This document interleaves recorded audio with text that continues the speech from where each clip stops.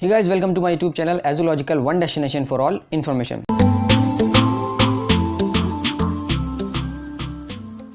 तो गाइज़ यहाँ पर सीबीएसई की तरफ से हाल ही में दो बड़ी अपडेट सामने निकल कर आ रही हैं और यहाँ पर सबसे पहली जो अपडेट है वो ऑफिशियली ये है कि सीबीएसई ने हाल ही में अपनी वेबसाइट पर एक सर्कुलर जारी किया है जहाँ पर उसने माइनर और मेजर सब्जेक्ट के डिफरेंस के बारे में यहाँ पर सर्कुलर में बताया है। इसी के साथ आप यहाँ पे देख सकते हैं गाइज स्क्रीन पर कि सीबीएसई ने हाल ही में ये ऑफिशियली सर्कुलर जारी किया है और इसमें यहाँ पर यह भी बताया गया है कि जो भी माइनर और मेजर का डिफरेंस है वो सिर्फ और सिर्फ यहाँ पर गाइज एडमिनिस्ट्रेटिव ग्राउंड पर है और किसी भी पर्पज़ के लिए यहाँ पर जो डिफरेंस है वो नहीं किया गया है। और स्टूडेंट्स के लिए खास पॉइंट ये है गाइज कि यहाँ पर सीबीएसई ने ये क्लैरिफाई किया है कि देखिए अकॉर्डिंग टू स्कीम ऑफ जो स्टडीज़ है या सीबीएसई का जो करिकुलम है उसके अनुसार दोनों क्लासेस हो, चाहे मेजर की हो चाहे माइनर की हो, चाहे मेजर का एग्जामिनेशन हो चाहे माइनर का एग्जामिनेशन हो, दोनों को इक्वल वेटेज दिया जाएगा और रिजल्ट में भी दोनों को इक्वली इंपॉर्टेंस दी जाएगी। तो यहाँ पर आप सबके लिए जितने भी स्टूडेंट्स की सब्जेक्ट लिस्ट में अगर कोई भी माइनर सब्जेक्ट है तो उनके लिए फ़ायदा है, क्योंकि यहाँ पर सारे के सारे सब्जेक्ट्स को सीबीएसई ने ऑफिशियली कंफर्म किया है कि सबको इक्वल वेटेज रिजल्ट में दिया जाएगा।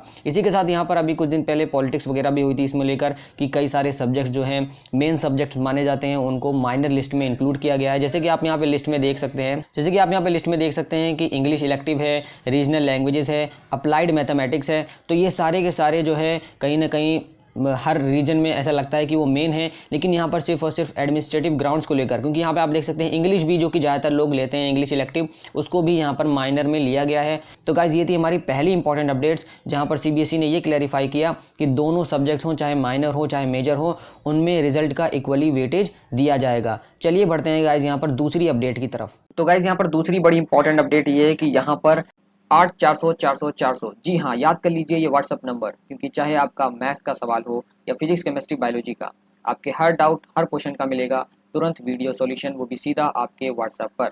बस अपने फ़ोन में डाउटनेट का 8400 नंबर सेव कर लीजिए और चैट ओपन कीजिए और फिर जो भी आपका डाउट है उस सवाल की फ़ोटो खींचिए, उसे क्रॉप करना है और 5 सेकंड में आपको उसका वीडियो सॉल्यूशन मिल जाएगा।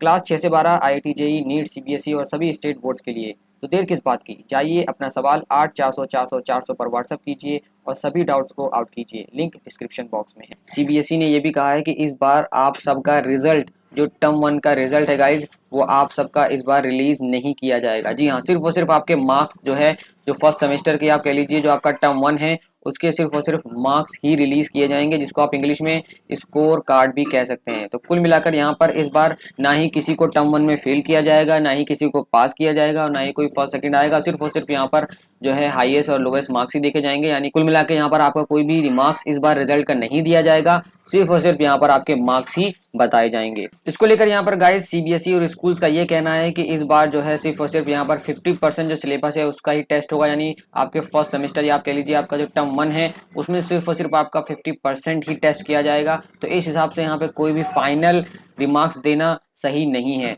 और इसके साथ ये भी कहा गया है एक स्कूल के द्वारा कि यहाँ पर सिर्फ और सिर्फ हम पॉजिटिव वर्ड का इस्तेमाल करेंगे, जैसे एक्सीलेंट हो गया, प्रोग्रेस हो गया, एक्सेट्रा। यानी बहुत सारे पॉजिटिव वर्ड्स का इस्तेमाल इस बार रिमार्क्स में किया जाएगा। दूसरी इंपॉर्टेंट चीज ये यहाँ पे आपको फोकस करनी है कि इस बार ये भी कहा गया है कि जो आपका स्कोर्स है, यानी कि जो भी आपका स्कोर कार्ड है, वो बहुत ही शॉर्ट टाइम में यहाँ पर डिक्लेयर कर दिया जाएगा। पिछली वीडियो आपको याद होगा कि हमने डाला था, उसमें बताया था कि आपको सीबीएसई ने ऑफिशियली कहा था कि इस बार डिजिटली सारा जो काम है वो किया जाएगा और सेम डे के अंदर ही अंदर आपको जो भी ओएमआर की जो भी रिस्पांस है वो सीधा रीजनल ऑफिस में जाएगा और वहीं से फिर कुछ ही दिनों में, 1-2 दिन में ही, या हो सकता है कुछ शॉर्ट टाइम में ही, आपका स्कोर कार्ड रिलीज कर दिया जाएगा।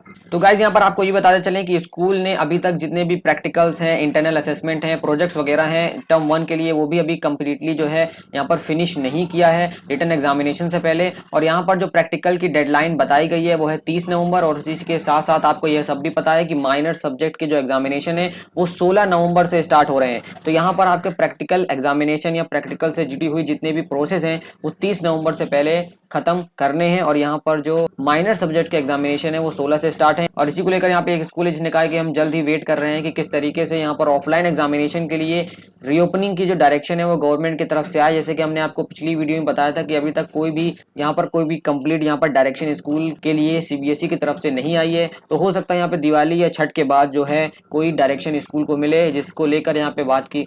तो गाइज कैसी लगी आपको अपडेट, आप मुझे कमेंट सेक्शन में जरूर बताइएगा।